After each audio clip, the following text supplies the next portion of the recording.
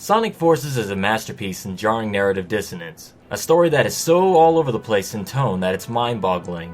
It tries to take itself seriously, while the characters' events and writing itself fail to do so as well, just leaving a confusing mess of what could have been a potentially great story.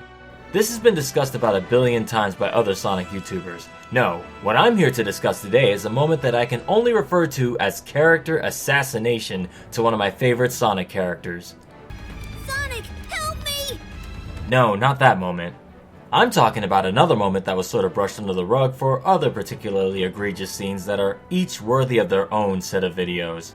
This video is about the time Knuckles sent hundreds of Resistance members to die. If you haven't played Sonic Forces or just don't remember this event that totally happened, let me briefly recap the details for you.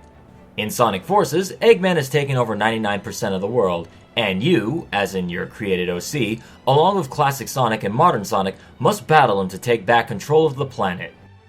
Halfway through this confused narrative of a story, Knuckles comes up with a brilliant idea. After learning that one of Eggman's headquarters might be undermanned, Knuckles decides to stage an all-out assault on it, naming it Operation Big Wave. Just look at him and his stupid smug smile.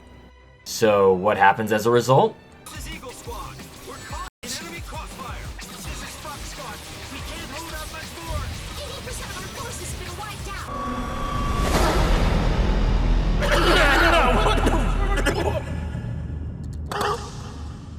Oh shit. Yeah, a lot of people die. 80% of them, no less. 80%? That's insane! The exact number of Resistance members was never given in the game, but we can still assume that that number was either in the hundreds or thousands. And what's Knuckles' response to all the blood on his hands? A big wave has washed out.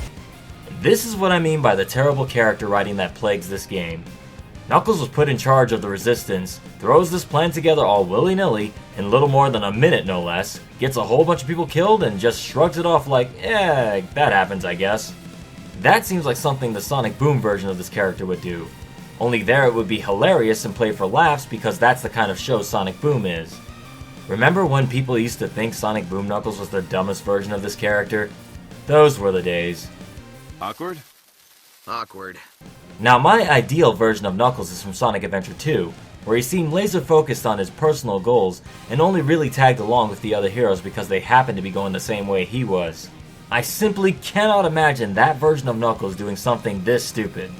Granted, Knuckles isn't exactly known for his thoughtful planning or strategies, but at the very least he might have been more serious or at least put more than 2 minutes of thought into it. I thought up this strategy in about a minute and a half.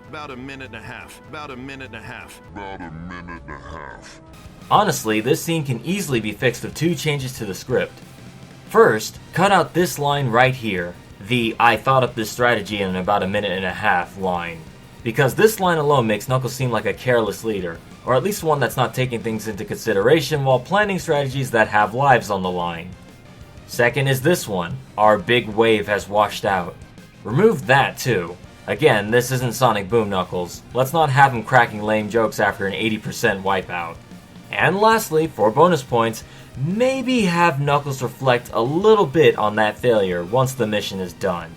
I'm not asking for him to mope about and have a long inner monologue about how terrible war is, but maybe have him say something along the lines of, "I should have predicted the Phantom Ruby being there." And then maybe have another character support him and say, "None of us knew Infinite was going to be there." What this would establish is that A, Knuckles cares about the lives he puts in danger, and B, that the only reason the plan failed wasn't because of incompetence, but from being caught off guard. Boom! With this change to the script, Knuckles looks like a better leader of the Resistance, with the added bonus of making Infinite look like a threat. Because let's be honest, the only reason the plan failed was because of his sudden appearance during the mission. The worst part about all this? Most longtime fans had a hard time believing Knuckles could lead a Resistance when they first heard he was going to be in charge during Sonic's absence. Thinking Amy, Vector, or even Tails would have made a better choice considering their overall standing in history throughout the series. And sadly, thanks to this game's poor writing, most of those concerns they had about Knuckles' leadership qualities were validated. I don't believe Knuckles is a bad leader, but this game sure made me believe he should have stayed on Angel Island and let one of the others take charge. Hopefully the next mainline Sonic game doesn't do him dirty. I may not know the whole story behind this, but perhaps it's better that way. I'm at peace once more.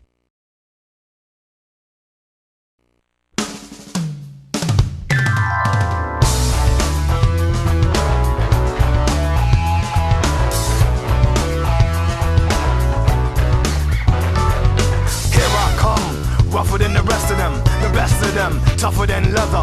You can call me Knuckles. Unlike Sonic, I don't chuckle. I'd rather flex my muscles. I'm hard as nails. It ain't hard to tell. I break them down whether they solid or frail. Unlike the rest, I'm independent since my first breath. First test, feel the right, then the worst left. Born on an island in the heavens.